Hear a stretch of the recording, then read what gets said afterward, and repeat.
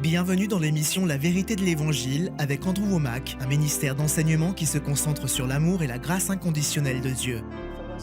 Sans les enseignements d'Andrew, je ne serais pas là où je suis aujourd'hui. Je ne connaîtrais pas la victoire, je vivrais une vie de défaite. Ce sont les enseignements d'Andrew qui m'ont permis de développer cette foi. Et maintenant, voilà Andrew. Bienvenue dans notre émission La vérité de l'Évangile. Hier, j'ai commencé une toute nouvelle série intitulée « Comment préparer son cœur ». Ce titre n'est pas vraiment accrocheur et beaucoup de personnes ne le comprennent pas. Mais il est basé sur un passage des Écritures dans le deuxième livre des Chroniques, chapitre 12, verset 14, qui parle du roi Roboam et dit « Il fit le mal parce qu'il ne prépara pas son cœur à chercher l'Éternel ».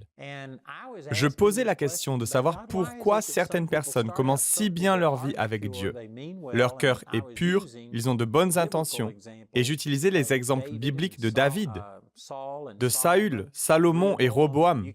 Vous pourriez faire une longue liste de tous ces rois qui ont bien commencé à servir Dieu, mais qui ont fini par dérailler et par commettre des fautes. Vous pouvez aussi profiter de leurs exemples.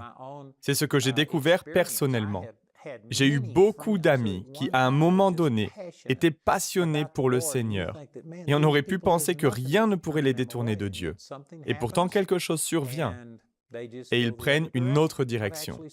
J'ai vu des gens qui ont complètement renoncé à leur foi dans le Seigneur et qui ne font même pas l'effort de maintenir une relation avec le Seigneur.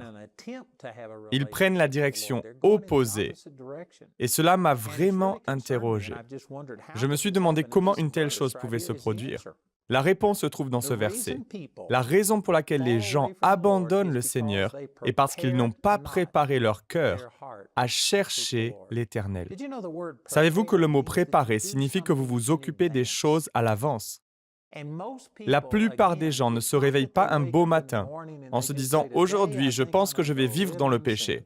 Aujourd'hui, je pense que je vais faire quelque chose qui va ruiner ma vie et me détourner de Dieu. » Je doute que qui que ce soit change ainsi soudainement de direction.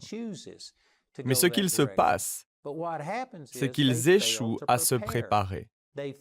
Ils négligent de fixer leur cœur sur les choses de Dieu et de chercher le Seigneur.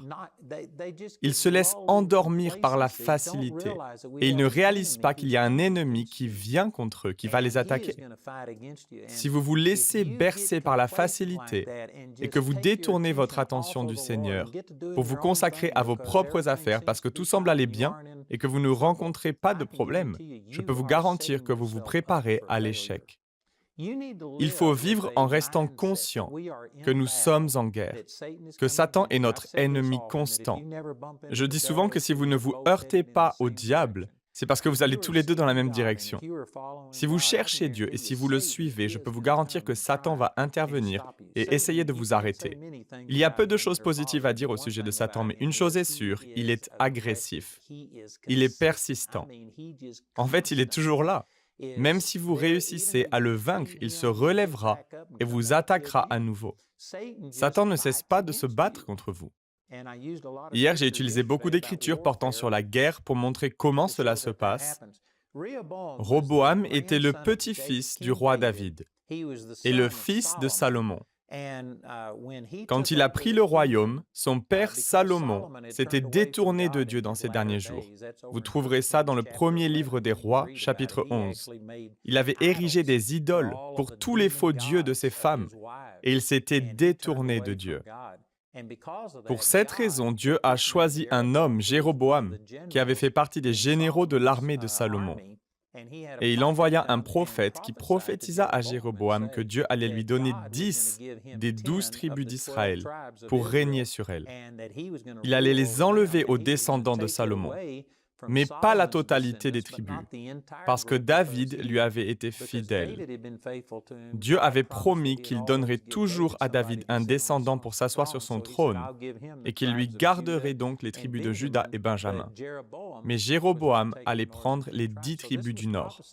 Cela avait donc été prophétisé par Dieu.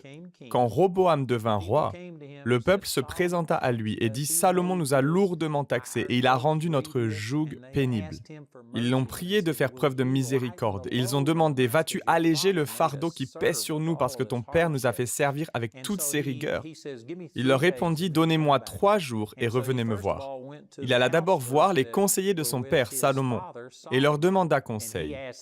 Ils lui dirent, « Si tu sers ce peuple aujourd'hui, et si tu écoutes ses demandes, il te servira pour toujours. » Mais Roboam s'adressa ensuite aux jeunes qui avaient été élevés avec lui pour leur demander conseil. Et eux répondirent, « Montre-leur qui est le roi. Fais preuve de fermeté, montre-leur que tu es le chef. Dis-leur que ton petit doigt sera plus lourd que les reins de ton père.